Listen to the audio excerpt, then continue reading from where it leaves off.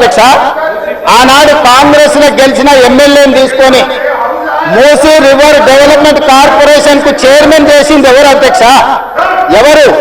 ఈ రోజు వివరాలు చెప్తుంటే ఆ నొప్పెందుకు అధ్యక్ష? ఆ నొప్పెందుకు? మీరు అనుమతి ఇచ్చిన తర్వాత వాళ్ళెవరు అధ్యక్ష ప్రశ్నించనికే? వాళ్ళెవరు సభ్యులు? ఈ రోజు అక్బరుద్దీన్ ఓవైసీ గారు, పాయల శంకర్ గారు, లేకపోతే కాలేరు వెంకటేష్ గారు, ఆ కాలేరు వెంకటేష్ గారిని చూసి నేర్చుకోండి, కనీసం ఒక అవగాహన వస్తుంది.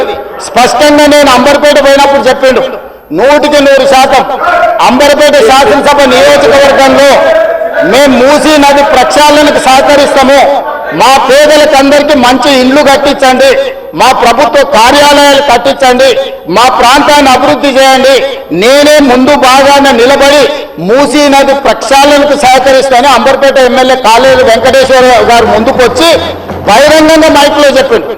నిన్నగాక మన వచ్చి నన్ను కలిసి చెప్పిండు.